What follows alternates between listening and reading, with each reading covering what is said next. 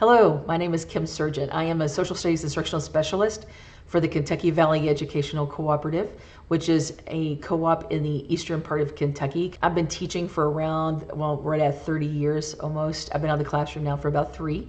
And part of what brought me out of the classroom and into other teachers' classrooms to work with them and everything is the question formulation technique.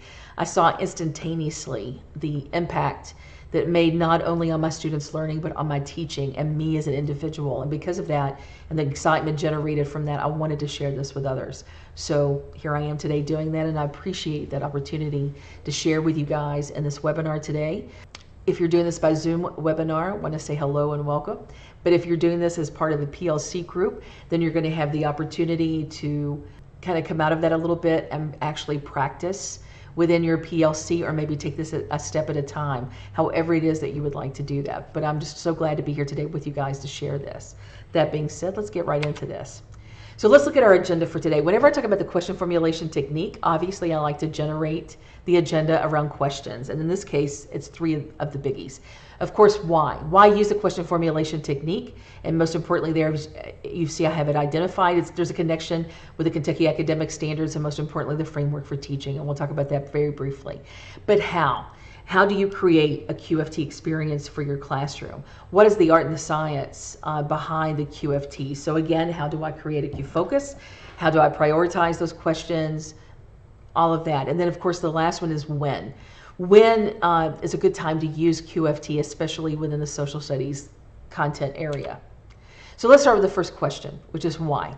Why use the question formulation technique? Why is the question formulation technique compatible with social studies? And I think pretty quickly you're going to see that a little bit. But when we talk about the traditional classroom, we know that we see that as a pretty passive communication line. For instance, the teachers ask, the students answer, the teachers explain, the student takes notes. Most importantly, the teachers create, but the students complete. So there is a passivity for the student that takes place within the typical classroom. And especially when you look at Dillon's study that was done in 1990, a longitudinal study from elementary to secondary students all the way across the board. And many times when I do this with my teachers, and you guys will see I've got an animation here, I'll ask them, I'll say, you know, how many questions per month on average do you think the average student was asking? And I'll get varying numbers from 2 to 10, sometimes 20. And you can really, that tells you a whole lot sometimes about the grade level that teacher teaches or whatever it may be. But on average, in 1990, Dillon found that students were only asking 1 question per month. And I think that sometimes when I show that level, some teachers are surprised, but most are not.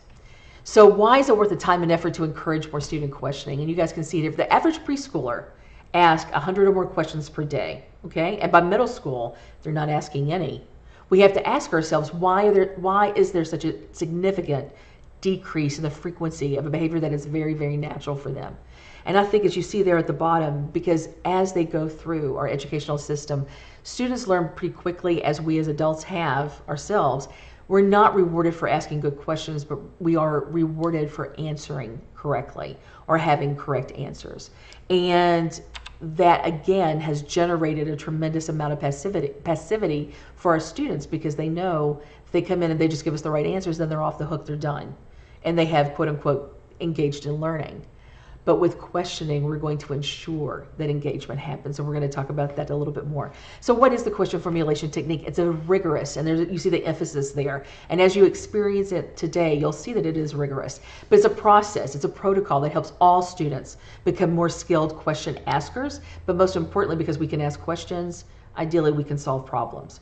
You'll also see its best pedagogical practice, especially in the teaching and learning process. But most importantly, and I've mentioned this several times already in just the first few minutes, of this webinar, and that is that it's a shortcut to student engagement, ownership, and deeper learning.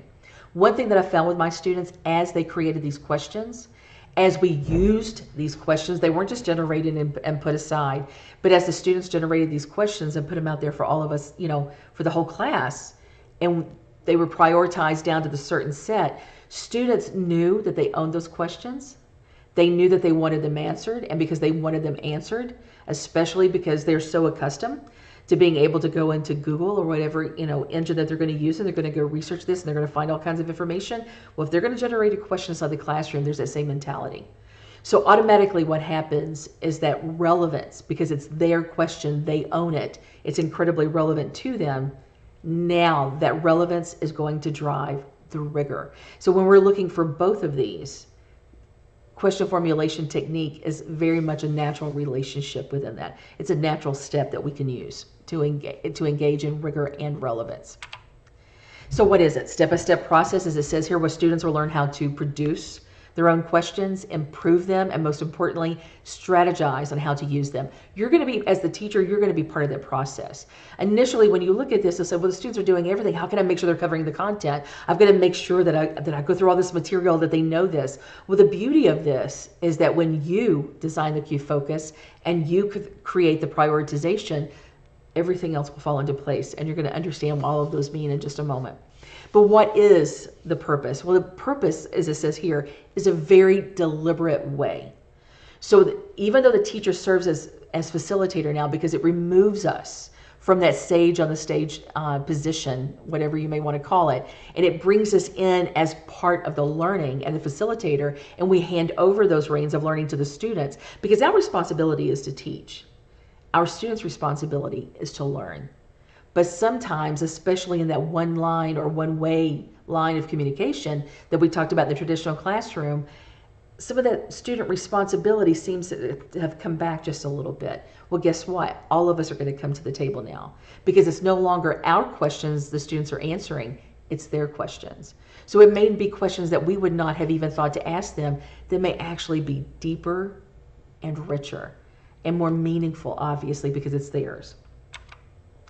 So the question formulation technique comes to us from the Right Question Institute. And this book that you guys see here, that was published just a few years ago, by 2014, as it says here on the screen, you had 100,000 educators that were using this strategy within their classrooms. It's an educator-led movement, and I think that I am very much a product of that. The book was written by Dan Rothstein and Lou Zatana, along with the Right Question Institute. But most importantly, they spearheaded this entire project and wrote this book so that they could share it with others. This protocol was developed over several years, and it originated in an industrial community that Luz and Dan were working with, and they were working with a dropout prevention program. So they realized that they had to go in and work with the parents in order to help the students. And the parents right off the bat said, you know, we don't go to school because we don't know what to say. We don't know what questions to ask to help our children. So the Right Question Institute comes in and says, well, you know, we're going to help you do that because we want to help your children, you know, not drop out. So as they're working through this, initially they just gave them a list of questions. Well, they realized very quickly that the parents, were very dependent upon this list of questions. And this list of questions did not always apply to their situation. So eventually this protocol that we're working with now that has 4 very specific rules, and most importantly, 7 very important steps within the protocol, and is completely scientifically based. When they engaged in this practice with the parents, it changed the relationship between the parent, the child, and the school very quickly, very rapidly. The handouts that we're going to be using today within this webinar, and you guys see them listed here, you can actually access all of those. As it says, you can access all materials at the rightquestion.org website. But you also have these attached to this webinar that we're going to have here on our holler. And that is what we call our learning management system here, and our social network community at the Kentucky Valley Educational Cooperative. So welcome to the holler. So you guys can see these handouts. The handouts will be the question focused design, which again, later you're going to hear that called Qfocus, but for right now we will call it question focused design. Developing prioritization instructions. I have mentioned that, but again, you're going to learn about that process. Steps of the QFT and video. This page, when you actually go to it on rightquestion.org, allows you not only to see the steps of the QFT outlined, but there is a video example for different grade levels. To the right, there is a link there that you can go and see this step actually being done inside a classroom. And then most importantly, I think that I can't imagine doing QFT without establishing the 4 rules of QFT. That is something that, especially when you go there and you print that off, or you print it off as part of the handouts with this webinar, when you go in and have those, you can keep them printed. I've had teachers do it different ways. If I were still in the classroom, I would definitely have these things printed off and taped onto the corner of every desk, and of course, occasionally have to replace it. But I would have those accessible at all times, because QFT is not something necessarily that you do every single day. You may not even do it every single week, but you're going to do it when it's organic, when it is natural to the process of what you're teaching at that time. When you want to allow the students to engage in questioning, but most importantly, use those questions to engage in the learning and the inquiry, well then I'm going to make sure that I have those rules always accessible, and I'm going to make sure that I'm going to be using QFT. But again, writequestion.org, you go there, you create an account, and there's going to be other materials, articles about different grade levels and how QFT was used in those grade levels and everything. So there's a great many materials that you can use. So students learn to, as part of this process, to produce their own questions, to improve those questions, to strategize how to use those, and then most importantly, to reflect. This is the one part when I'm pretty honest about the idea or about the principle of reflection, and that I did not use it enough with my students. And that's a tremendous regret that I have. But now when I engage in QFT with teachers and with students, I do get the opportunity to still do that a great deal. And when I do, I make sure that reflection is used throughout. That was something that was very important to the Right Question Institute. It is a central element to the process, and you'll see that in just a moment as we go through the QFT. The thing that I appreciate the most about the question formulation technique, as you guys will see up here, is that it is a foundational skill. And if it's a skill, that means it can be taught. And it can be taught, and then it can be practiced. And once it's practiced, then it becomes ingrained within a student. It becomes a part of their approach to learning. I've seen those students that have learned this, and it has, and they've become completely entrenched in this, and it's just completely part of them, their mentality. They'll apply it to other parts of their lives and not just the classroom. As it says here, it's the question formulation technique. Most importantly, this foundational skill is designed to address the burdens on teachers. We're the ones always coming up with the questions. Well, guess what? It's going to be up to the students now. And if it's their questions, it's also their responsibility to find the answers to those questions. And it does lead to very positive changes. I can't be more positive and enthusiastic about QFT. The very first time I used it in the classroom, I was amazed, and my students were amazed. And I've had teachers come back and say, oh my gosh, not only did they do it, I felt that energy immediately. And then as it says here, and they create their own agenda, but most importantly also, it promotes a skill that's going to be applicable to them their entire lives. It's going to be lifelong learning, and that's why we're in this business to begin with. So in Kentucky, especially as it says here, within the framework for teaching, we have questioning and discussion under 3B. We're going to look at that very briefly in just a moment. And within our Kentucky academic standards, of course, questioning is an important element, but most importantly, within the C3 framework for social studies, the inquiry arc, is a central part. And of course, as part of that, producing questions. Students produce those questions. And the question formulation technique is an important strategy that will help your students and you engage in that practice. So when you look at questioning, especially at 3B, questioning and discussion techniques, one thing that amazed me when I really started delving deep into the framework is I noticed automatically on 3B it says questioning and discussion are the only instructional strategies that are specifically referred to in the framework. Well, if that's the case then, and we know that our goal is to always be, or often be, exemplary within our practice, and we go here and we look at the exemplary category, the biggest difference between accomplished and exemplary is students. In accomplished, we are generating, and as it even says there, most students are engaged. We don't want that. We want all. So when you look over to exemplary, it says students formulate many questions, initiate topics, and make unsolicited contributions. The QFT is absolutely the technique that I found that engages every element of that. So when you talk about questioning, especially self-questioning, and Hattie has, they've looked at this. So self-questioning as a metacognitive strategy, look at the second bullet. Engaging in pre-lesson self-questioning improves students' rate of learning by nearly 50%. That's a huge bonus. That's a plus. That's why when we go back and look at the first bullet, formulating their own questions proved to be one of the most effective strategies. And having witnessed QFT in my classroom and in other classrooms, and having teachers come back and tell me this, It does become a vital part of instruction once the students learn this technique. So how does a question formulation technique consistently engage students? You're going to see that and notice kind of boldly there, use the word consistently, because it does. And most importantly, students do consistently produce good questions. And once they produce good questions, the more you use QFT, the better those questions become. And then, of course, the last one, how do I create a QFT experience for my students? So we're going to talk about some important steps in that. So first, we're going to have to experience QFT. Now, if you're doing this as part of the Zoom webinar, what you're going to be doing is actually going into a room with other teachers. But if you're doing this as part of a PLC, then you guys will have the opportunity to elect a recorder, which in the Zoom room, you're going to do that also. But we're going to look at that in just a moment. But we're going to also make sure that we time each of these stages. Because you are adults, I've given you very specific time limits. With students, with your older students, high school, I would use the same time limits that you would with an adult. With middle school, extend it just a little. And then with elementary, just a little bit more. I have seen this technique be used all the way down to kindergarten.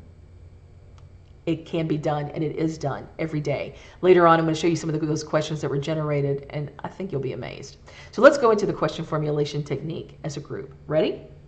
The first thing we have to do, and just as I'm going to do it with you, please do this with your students. Before you do anything in QFT, you've got to communicate the rules, because the rules for me establish all of the parameters of the inquiry. Okay? So here we go. Number one, ask as many questions as you possibly can. Now, rule number two for me, when I teach this to my students and to other teachers, 1 and 2 go hand in hand, because with number 2, do not stop to answer, judge, or discuss. Now, the only discussion I do of the rules is this. I tell my students, if you do number 2, number 1 is going to be greatly affected. Okay? So rule number 1, ask as many questions as you can. Rule number 2, do not at any point stop to answer, judge, or discuss. As you circulate your classroom when your students are doing this, call them on it every time.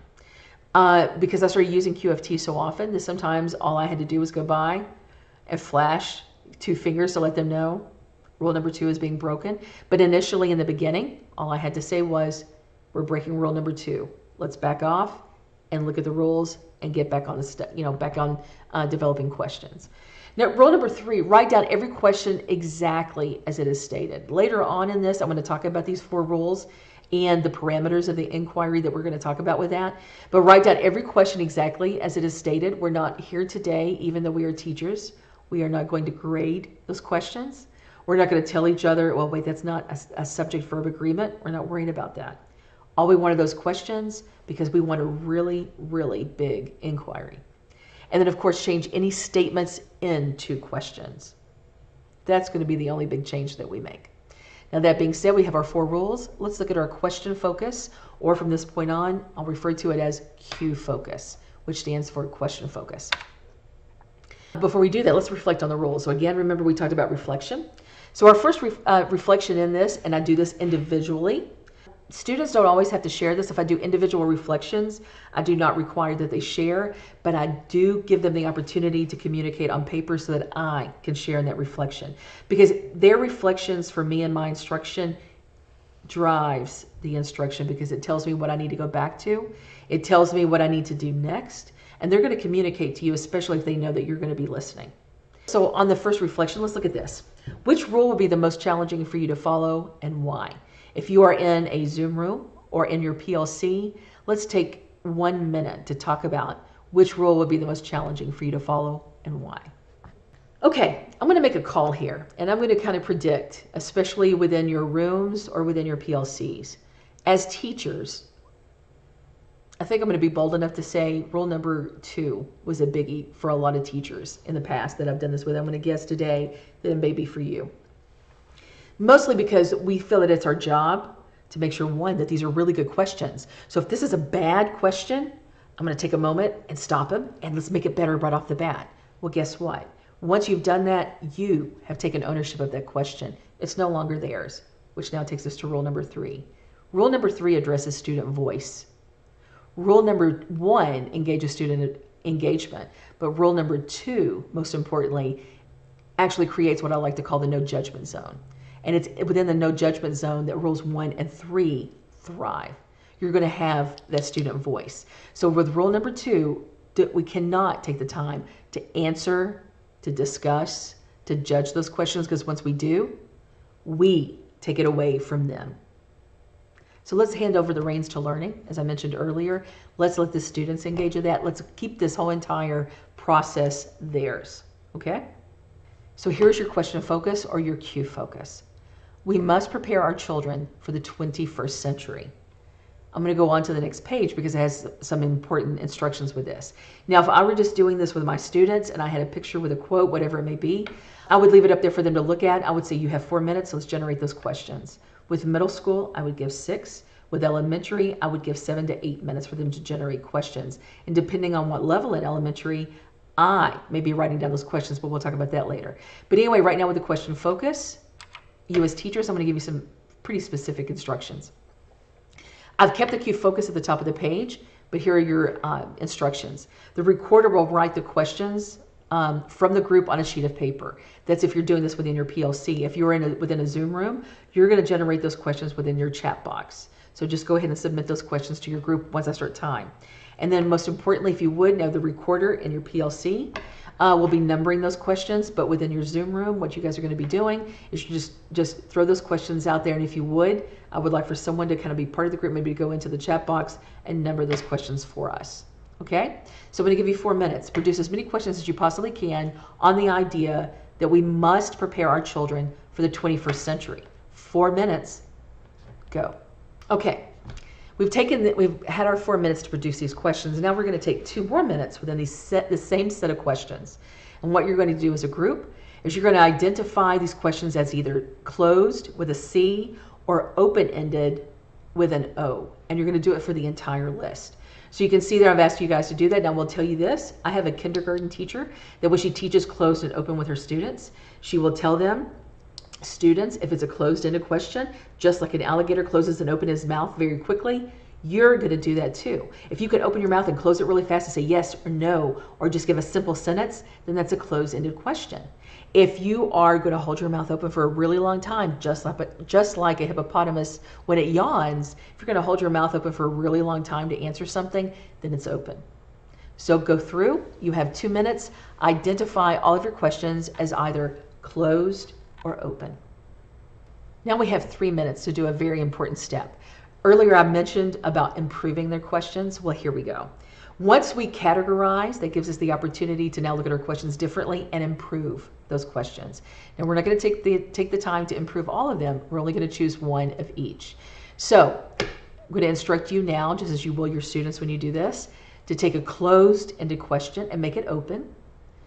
Now you will not mark off the closed question that you just changed. You will keep it on your list, but now you're going to take the open-ended question that you created from it and add it to the bottom of your list. So now you're going to be adding a question there, and when you take your open and make it closed, you're going to add that to the bottom. Again, do not erase the open. So take 3 minutes, take a closed-ended question and make it open, take an open and make it closed, and add them to the bottom of the list. You have 3 minutes. You can do it. Good luck.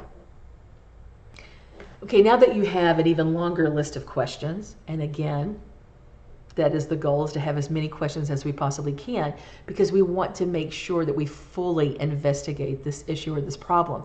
In this case, it is why we must prepare our children for the 21st century. So with that in mind, your prioritization is this. You have 2 minutes to go through and look at all of your questions and choose the 3 that you need answered to understand why we must prepare our children for the 21st century. Which 3 questions from your list is going to lead you to the why we must prepare our children? Ready? 2 minutes. Go. As I said earlier, reflection is an important activity or an important practice within metacognition. So we're going to reflect now as a group. Initially you reflected individually, talking about which rule was going to be the hardest for you to follow and why. Well, now we're going to reflect as a group. And if you have that space within the chat box, or you have that space within the sheet of paper that you're writing on as a group in your PLC, what I need you to do now is to look at those questions and tell me the 3 that you chose. Why did you choose those 3? And where are those 3 and the sequence of your entire list. Are they within the first 5, the middle 5, the last 5, or are they spread all throughout the list? But look over that list and tell me, where are your priority questions in the sequence of your entire list? You have 1 minute to reflect. So let's look at that list, or those 3 questions, and let's talk about your reflection. Now this I do like to give the group. Matter of fact, as you do this the first couple of times with your students, and then later you can incorporate this. I like to do reflection as a group, and I like to have everyone share out with each other. I'll choose groups, or we'll report out to the whole class, because it's so important for students to hear how other students think as well. For me, this is a crucial element of QFT, is when we do the share out as a group on the reflection, on the priority questions, because people can look up and say, oh my gosh, I can see that. Oh, I wish that I had thought about it that way. So let's look at that list. When you talk about this with your students, one thing I like to recognize, especially because this is thinking about our thinking, which is metacognition. When you look at this, you'll notice with students sometimes that within the first 5 or first 6 or 7, that their 3 priority questions came from there. They got busy. They did their thinking immediately. And you'll even notice the last few questions sometimes may even be a little redundant. But then you'll have those groups that will have their 3 priority questions spread throughout. And you realize at that moment, this is why rule number 1 is so important, to ask as many questions as you possibly can. Because for some people, and I think sometimes I'm one of those, that for some students, for some people, teachers, that you're going to be, that it takes you a while that you'll have, oh, here's a good question. Well, then we ask some others, and those others will lead you to an even better one. And then you'll continue that process, and your 3 questions will be spread throughout. It's absolutely vital for those students to have that time and that opportunity to ask as many questions as possible. Then you'll have other students who have to warm up, and then, oh my goodness, their 3 questions came out of their last 5. Those are the ones, and you'll know those students. Those are the ones that need time to think about it. You know, this whole idea, you know, for me, and this tells you how long I've taught, wait time was all over those evaluation sheets. And I took it as a reflection on me as a teacher. If my students were not ready to immediately answer a question, I'm not. I like to have time to think. So wait time is absolutely vital. And in that same mentality, in that same vein, we have to give our students thinking time when it comes to questioning. Sometimes at the end of class, I would say, any questions? Well, I could go 10, 15, 20 seconds, and I thought, it was a good day. Nobody has any questions, but on the inside, as a teacher, I knew those questions were out there. Well, I'll tell you now, when you engage in QFT with your subjects, with your content, but especially for me within social studies, I knew what the students needed to know by their questions. So this is why it's so important. And so you'll do the same thing. Okay, so we reflected as a group. Now this next element, I think here you can go into your Zoom room or here in PLC. Let's just take 2 minutes to talk about this as teachers. But now this is not necessarily a step the first time that you do QFT with your students. Give them the opportunity to talk about the advantages and disadvantages of closed and open questions, because they'll call you on it. They will tell you. Students know that closed-ended questions are great because they can answer them quickly, get a quick grade, be done, which also tells you they don't have to put much thought into it. But they will tell you when it comes to open, they have to go deeper. They have to think more. And a disadvantage for them in this case is if they have to write a lot and they get redundant, then that tells you they didn't know. So they know that those open-ended questions are a bit more revealing. So feel free to have this discussion with students. Right now, if you would like, you can go into your Zoom room or as PLC, stop, go into a discussion about the advantages and disadvantages of both closed and open-ended questions. Okay, after discussing the advantages and disadvantages of closed and open questions, again, you will not do that step every time. You may only do it the very first time you do it with students. After that, that's time that you get back into the QFT process, but most importantly, into your classroom. So you don't have to worry about that step, nor will you reflect on the rules every time. Maybe only the first 2 times. Because for some students, once they conquer one rule, another rule may become a little bit more challenging for them. But after the first couple of times, you do not have to reflect on the rules again, nor will you ever have to do closed and the advantages and disadvantages, rather, of closed and open questions.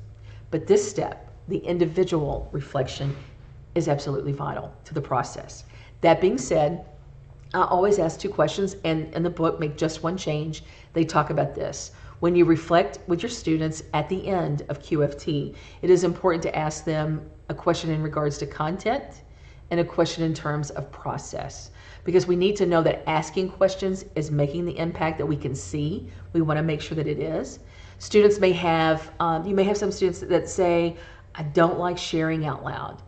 Well, you may find a way to still keep that student involved in the entire QFT process, but not share out loud. They may want to just give their questions on a note card. You'll find a way to get around that. The other thing it's important for you in terms of content to know that asking questions has been an important part of that. It will take some students a little, because I'll be honest with you, when you change, when you start a new strategy, and you know this, you always have kind of that learning curve there. But most importantly, the students are no longer going to be passive in their learning, and there's a discomfort there. When you change how they will learn, go with that. Engage in that struggle, because I promise you, once you get to that 3rd or 4th QFT, it's theirs, and they're going to love it. And again, as I said earlier, the rigor will be driven by the relevance, and that's so important. So ready? So let's look at this. How did asking questions change the way you learn today? That's a question I use often. And the second one, what do you understand differently now about how our teaching must change in order to prepare our students for the 21st century? You have these 2 questions, 1-minute reflection. You may go into a Zoom room and reflect with others, or facilitator. If you want to have the people just write this down on a little note card for themselves, that's fine. If you're doing this within PLC, again, do this individually. It is not required. I do not have my students share this one out. So just kind of think about it, however you want to do that. So ready? 1 minute, individual reflection. It's your time. As you complete your reflections, I just want to say thank you. Thank you for enduring this process. I hope that you've kind of seen how powerful the QFT process can be. Now that you know the steps, we're going to go a little bit deeper into the process. We're going to unpack the process, but most importantly, look at those outcomes that we intend to happen within the strategy, and then most importantly, go into how you can use this within your classroom and some of the important things to think about. So that being said, thank you for reflecting. And always, remember, we say thank you. We don't say good job or nice work. We just say thank you.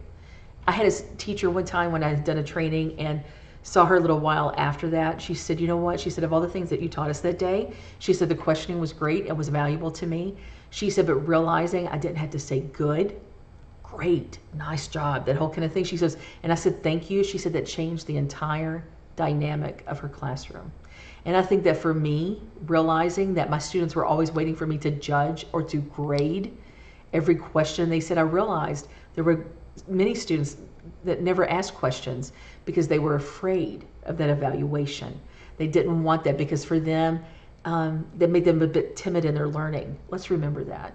Let's honor all of those voices, all of those abilities, and let's just say thank you. And we're going to talk about that a little bit later as well. So let's unpack this process. Within, and notice here it says rigor is for everyone on our picture there on our little graphic, and that's true. Because just as I told you earlier, as the students develop these questions and they're theirs, the rigor is going to be there because it's going to be so relevant to them. They're going to make you and make the class answer their question. So there's 3 thinking abilities in this one process: divergent, convergent, metacognitive. And we've talked about that several times today. When your students went from closed to open questions, they were engaging in divergent thinking. Did you watch them as they struggled a little? When you do this process with them, watch them as they struggle, rather. Did you struggle today? Try to change a closed to an open when you were working with your group, or you were working individually to fix those questions, within the chat box or whatever it may have done, or what you may have done. So think about that process, but you have to think bigger, right? Well, and there are times that we need that divergent thinking, that we need those students to really move out of that box. But at the same time, we also need them to kind of move into that box sometimes. There's very specific content knowledge that we need them to have. And because we need them to have that sometimes, because it will play into the rest of their learning, we need them to kind of be able to focus that learning. So when they went from open to closed, they engaged in convergent thinking. And now in terms of metacognitive thinking, again, as I said earlier, thinking about their thinking. So when they look at this, when you ask them, why did you pick those priority questions that you chose, even though they engaged in that as a group, later on when you ask them the question, how did asking questions today impact your learning? Or how did it change how you learned today? All of that is metacognition. Metacognition seals the learning for that day. So think of it in terms of that. Anytime you give them the opportunity to think about their thinking, you're literally sealing that learning, and you're making everything come together, and you're helping that student make sense of the content or the curriculum. So let's look at the art and the science of QFT. This is something that when I went through the training with the Right Question Institute, and when I went through the training as part of the Social Studies Leadership Network with KDE, when I did all of this with them, I wanted to understand why, especially once I started doing it with my students on a consistent basis, and I started seeing the same thing over and over, and I was like, oh my gosh, they are consistently coming up with great questions, so this can't be a fluke. Well, it's not, because it is, as it says here, it is a rigorous protocol with very specific steps. Can you eliminate some of those steps, the ones I identified? As far as reflecting on the rules, you don't do that every time. You also don't do the advantages and disadvantages of open and closed questions. You don't do that every time, but I'm telling you, in those times when I have tried to eliminate, let's say, categorization becomes so quick to the students the more they do it that it feels like you're skipping it, but you're not.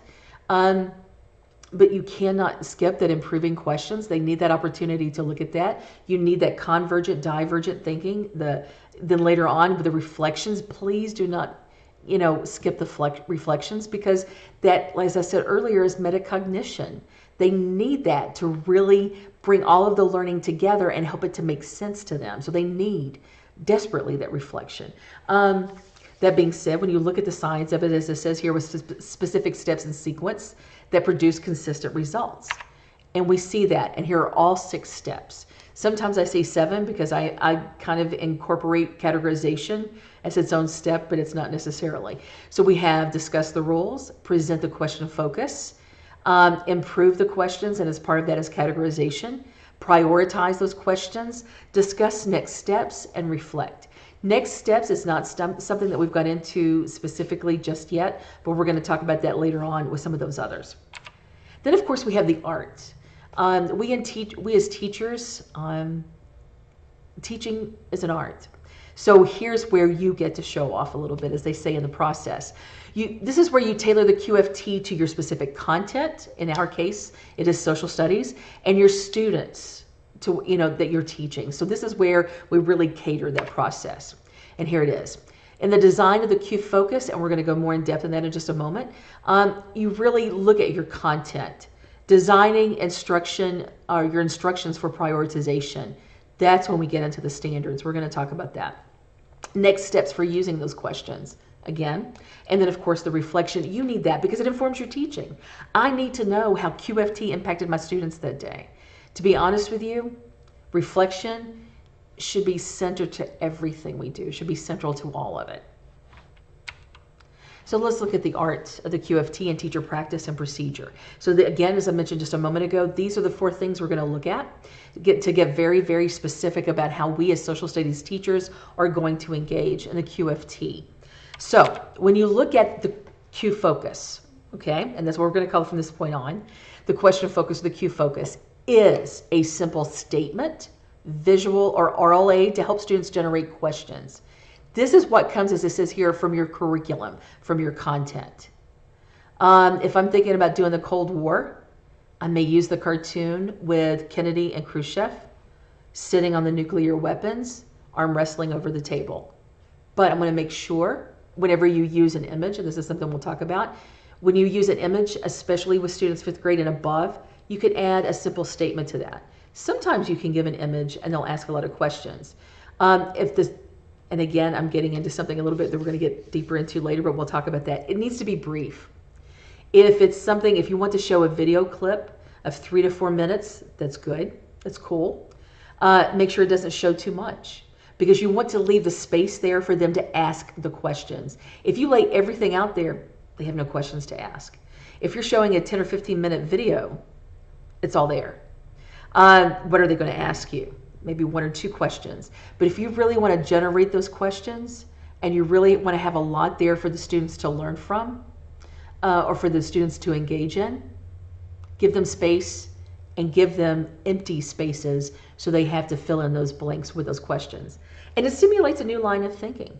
You can get really creative with those Qfocuses. We're going to show you some of those in just a moment. Most importantly, and this is why it's in red and it's very large, a Qfocus is not a question. If you ask the students a question, what are they going to do with it?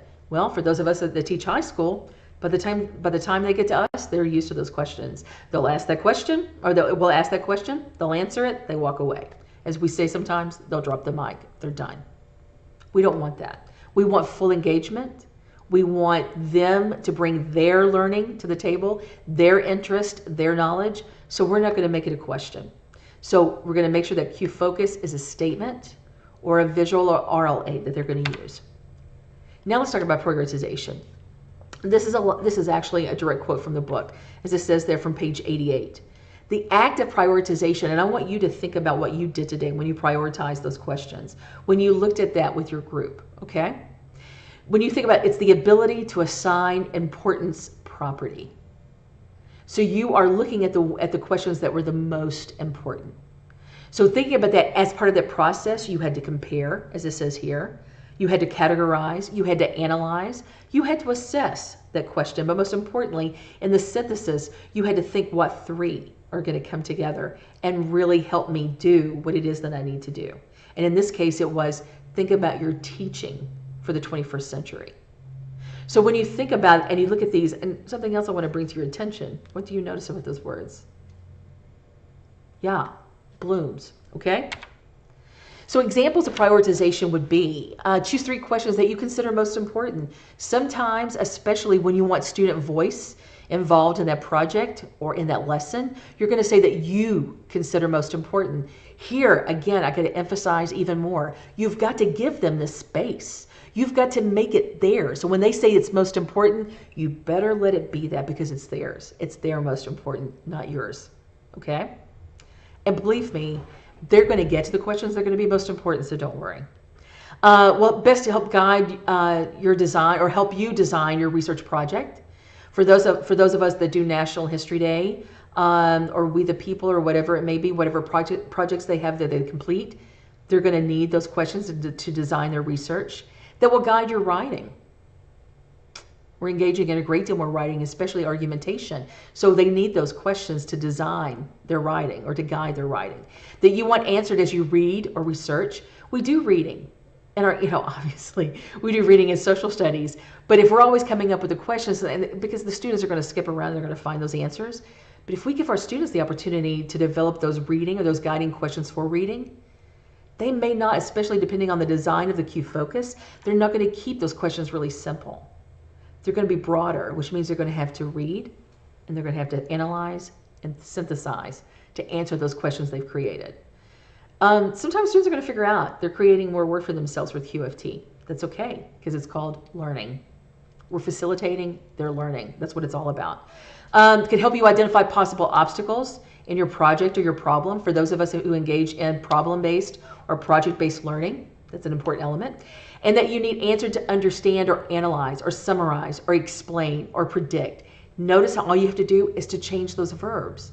And again, that's going into blooms. It's going into the very thing that we're teaching. Now here's a point that I like to bring up to teachers often, and that is developing a Qfocus and prioritization instructions, because the 2 things we look at, okay? For that Qfocus, that comes from the what you teach, okay? That's from your content. But the how you teach, I go into my standard and I look at that standard and I ask the skill that my standard is requiring of my students, and that tells me where to create my prioritization around that. As I showed you just a moment ago, and I'll go back to show you that. Look where they are when I said to understand or analyze or summarize. So you can look within that standard and it will help you do that. Facilitation is unique because, just as I said earlier, we talked about that I have seen, or I mentioned to you that I have seen this done all the way down to kindergarten, and I have. So when you look at this, modification for young learners, so here we go, K through 5 or K through 4. When you look at this, You may do flashcard prioritization, especially for your younger learners, 3rd, 4th grade. You may have those questions written out on a flashcard and that they've created, of course, and you've written it out, and you have that gives them the opportunity to physically move those questions around. You may always, K through 2, I see dedicated recorders all the time, whether it's a teacher's aide or whether it's the teacher or a parent volunteer that comes in on the days you do QFT. Have that dedicated recorder. Have that person who's always writing the questions down for the students. Ultimately, most of the time I see it's the teacher that's doing it, especially in that K1 category there, or grade levels. And whole group produces questions. Again, kindergarten, 1st, 2nd grade, whole group produces those questions. Now, as you work on students with their writing, and as the QFTs go on throughout the year, I have seen students, especially as teachers, are working on those question words or pronouns or whatever it may be that they're working on, that the students are going to practice writing these questions themselves and putting them on question strips. Other modifications, especially one of my favorites, especially as students become more savvy in the process, and you want them to really show off their intellectual muscle a little bit, and sometimes they'll ask you for that. They'll enjoy that opportunity. I'll do multiple Qfocus in the same class. I may have 3 or 4 cartoons, since I brought up Cold War earlier. I may have 3 or 4 in the room. You will be amazed with multiple Qfocus that the questions will look incredibly similar, even though they're going to have a different Qfocus. Advanced prioritization, as you can actually give a second prioritization with you today when I said the 3 questions you need answered to understand why. Once you get those 3 questions, then I'm going to ask you as a whole class to choose those 3 questions as a class that we will study or that we will engage or we will develop inquiry around. So I'm going to ask you guys, I may ask my students to do that, or my teachers sometimes. In trainings, we'll do a second prioritization. You can do that, and that you can develop your compelling and supporting questions from that. Now, 4 important things to remember about facilitation, and this is incredibly important.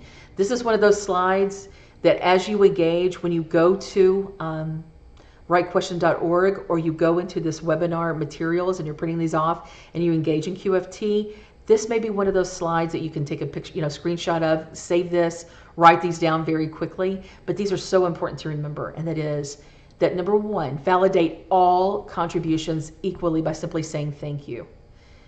For those students who have been, and those students, I can see, you saw me close my eyes just then, I was seeing their faces. The students that I could go almost an entire school year and not hear their voices and not know their thoughts except to grade their assignments. But here's the thing to think about. When you validate all contributions simply with a thank you, like that teacher I told you about earlier, when she said it changed the entire dynamic of her classroom and it created an open environment, an inviting environment. That's what we want to do.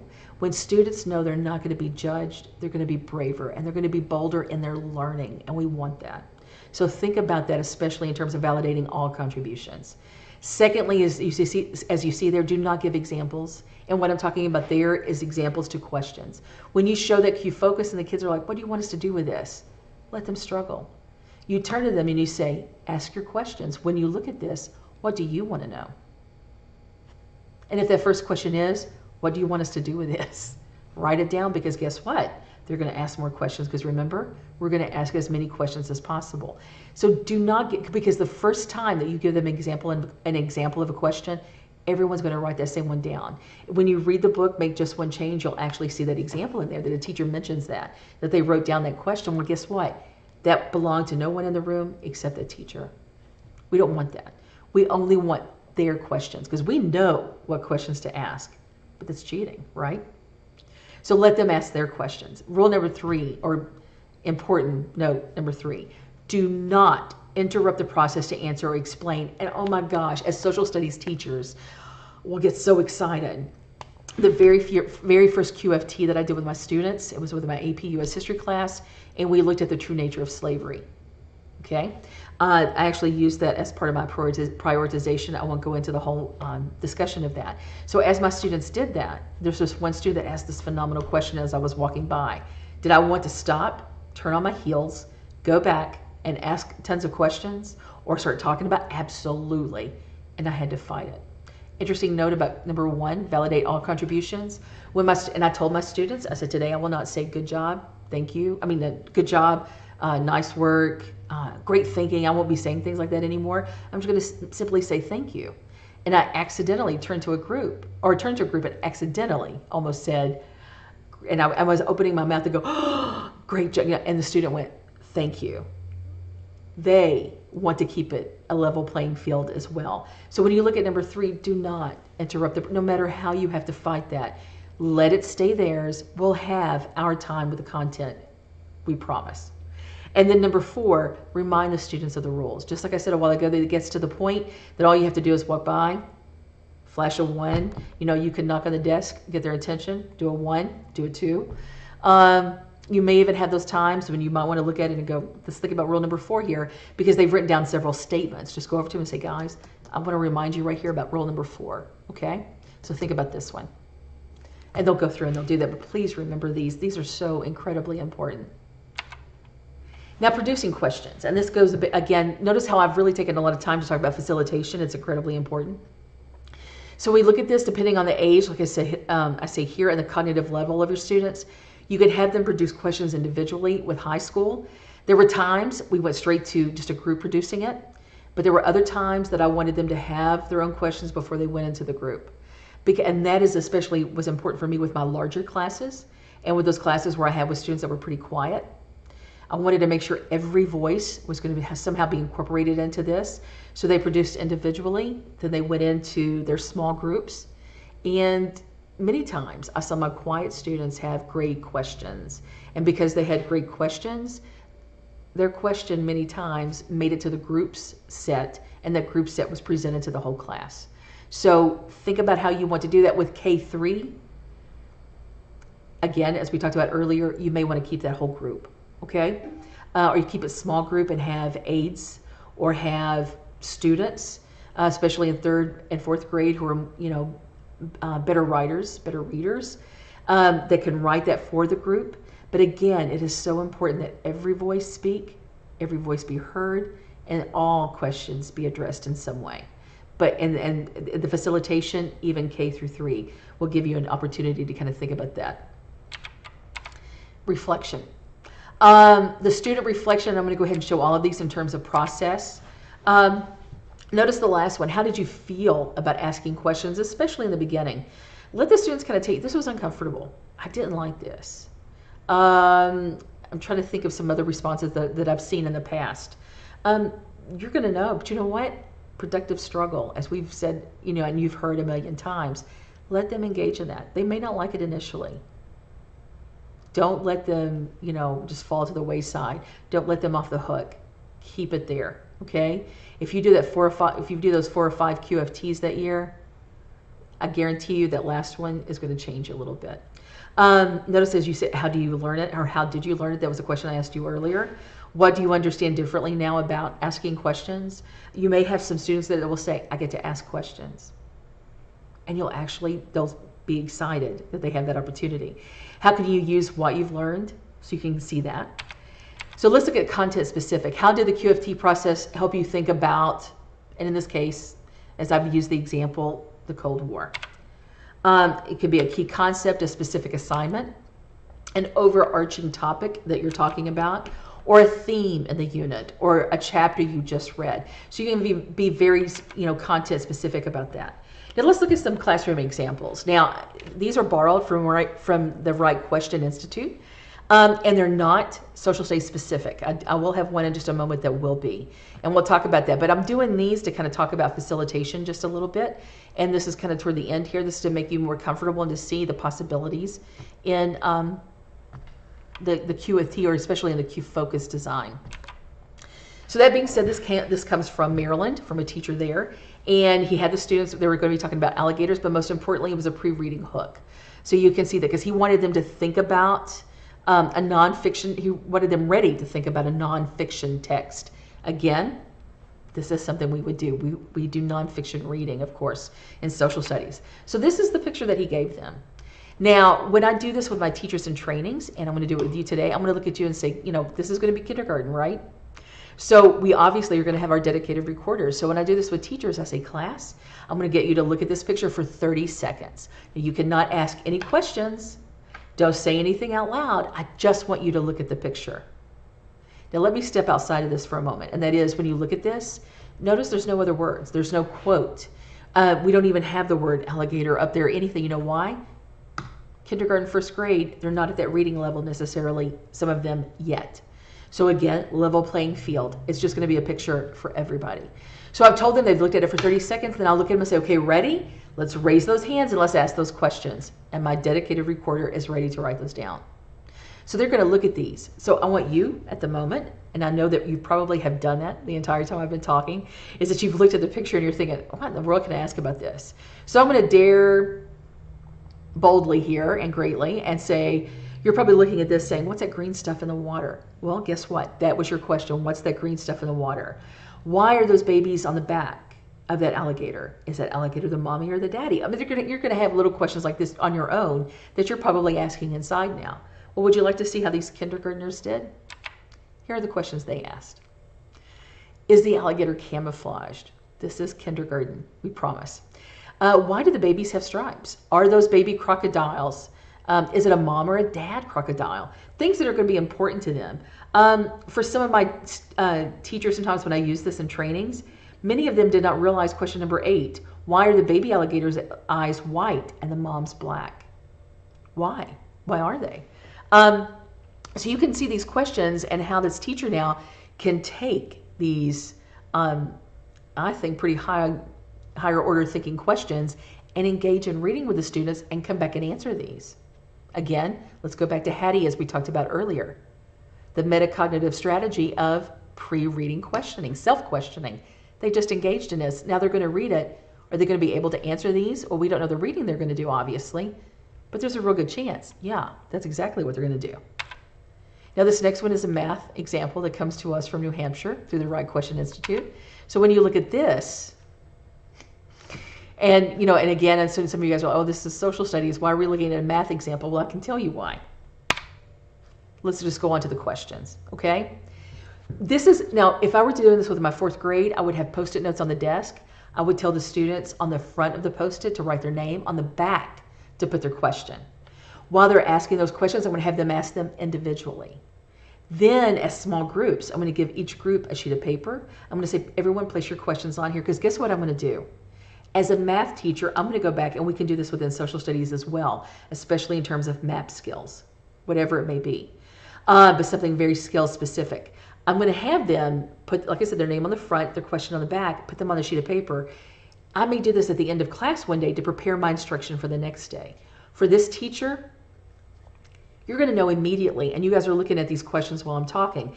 Tell me the students, when you look at these, that understand the mathematical concept represented in this Qfocus. That student that says, can we replace each smiley face with an 8?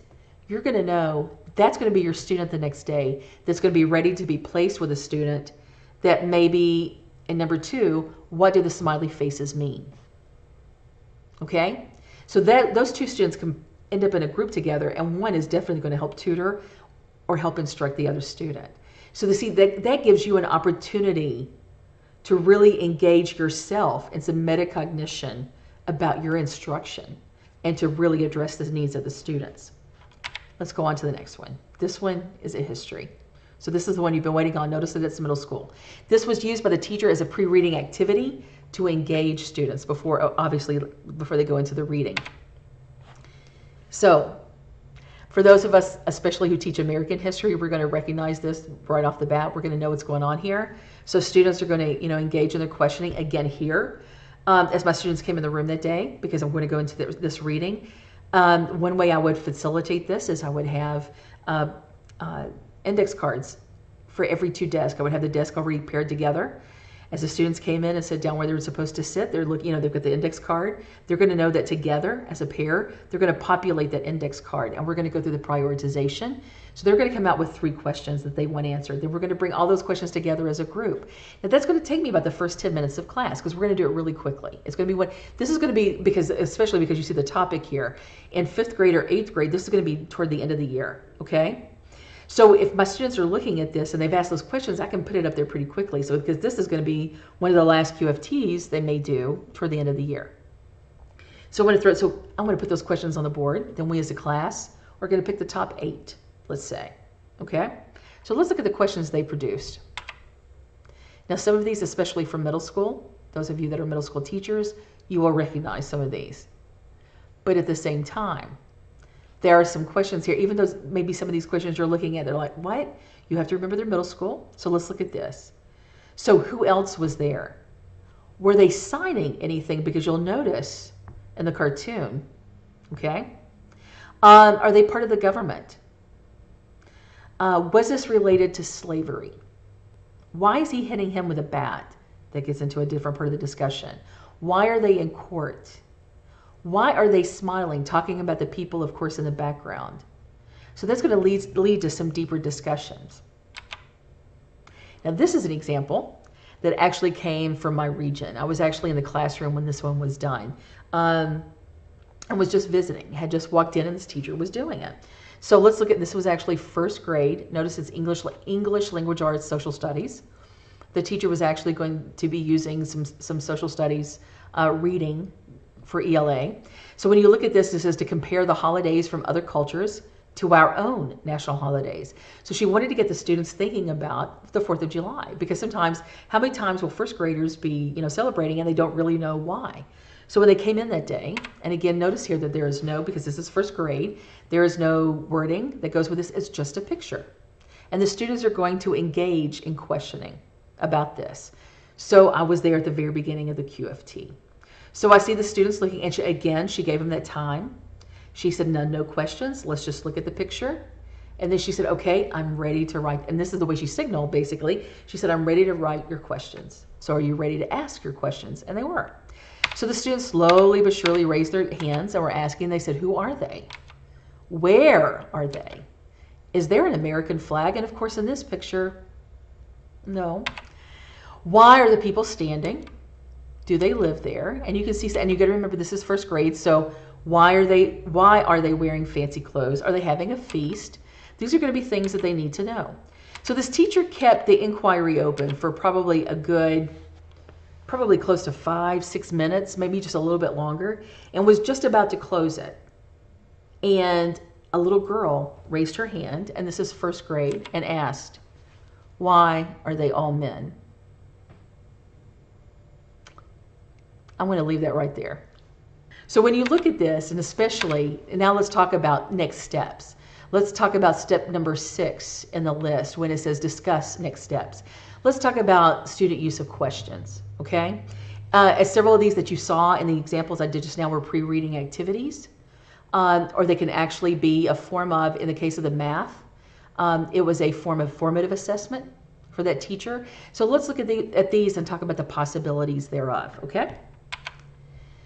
The integrity aspect of the process for me, and again, as I mentioned earlier about trusting the process, we have to trust that. We have to know that when we give a good Qfocus, and forgive me for using a value judgment there, because that's the part that we develop, but if our Qfocus is robust, if it's not too big, not too small, if it's just like Goldilocks, it's just right. Our students are going to ask the questions that we want them to ask. We have to trust the process. It is a scientific protocol. So therefore, it's going to be consistent in its results if we are consistent in our practice. Okay? So let's look at this. So the integrity aspect of the process is student use of questions. If they're just producing questions, and I'm going to go ahead and show this to you guys at the end, if all they're doing is producing questions every time we turn around with QFT and we never address those, we never come back to those, we do not use those to direct the unit, we do not use those questions to direct the teaching the next day or the reading, then we're not being genuine in the process. And it really, as it says at the bottom, it just becomes another teacher activity. They're going to be completely disconnected from the process, and we don't want that. If we want student voice, and especially if we want student engagement, we have to make that commitment to use those questions. And it can be as simple in some of the ways that we use those. Using student questions to address the standards and skills, it is possible. And unlimited in scope and possibility. I had a teacher one time in science. She was, very reluctant because she said, I really have to have specific questions. Well, once we worked very hard coaching her through the Qfocus design, and she did that, I called the next day. And I cannot begin to tell you how many times I have heard this line. I called her just to check on the process, just to see how it went. And her first words were, they did it. And this is a veteran science teacher. This is someone who teaches chemistry. And she actually used QFT in her advanced chemistry class. And when she said, they did it, I knew that the process was real, and that I knew very much that others would trust the process, especially once I had seen it go through all of this. So when can we use it? And this will finish us up today for our discussion. So when can we use it? QFT in social studies, and I know that you have sat there and you have gone through this whole thing. So I know that you're thinking, oh, I could have done it. I can do it with this. I could have done it with that. How about if I do it this way?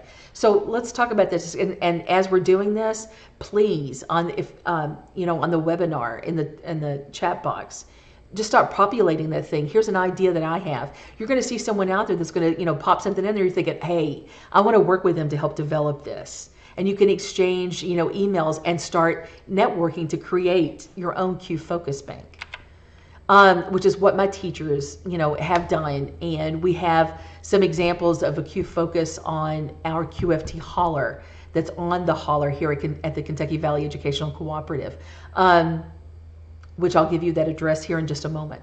But let's look at this. So you can have student-driven inquiry.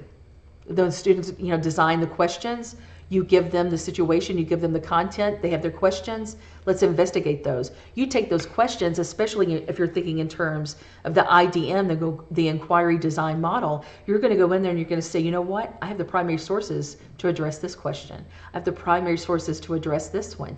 You use their questions, you design the instruction around that, and each day you come in and they're ready to complete the task that you have at the bottom of that sheet. There's every possibility with that. Designing instruction around the student questions. Again, you've seen how many times this was used for reading. That goes along with the initial one there, the student-driven inquiry. But at the same time, when you look at designing instruction around the student questions, it can be as simple as the next day.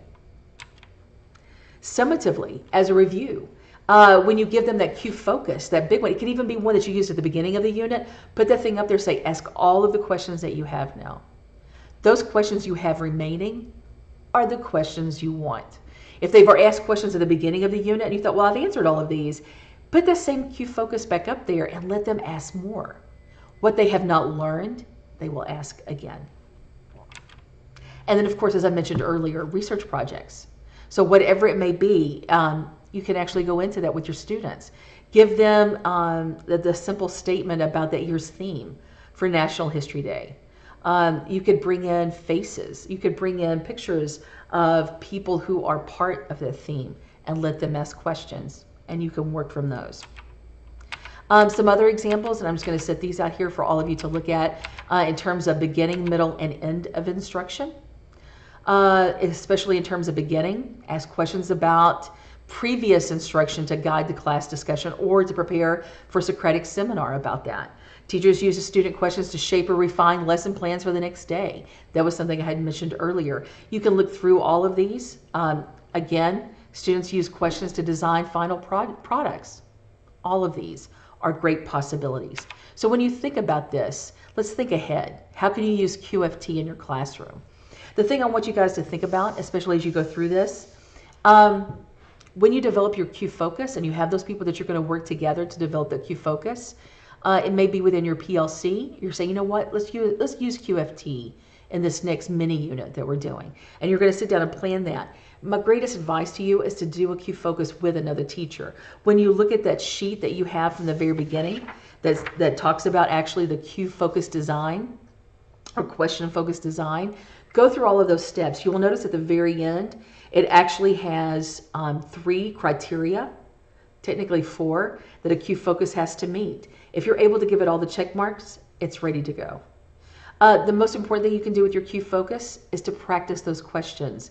You know your students well. So think in terms of that.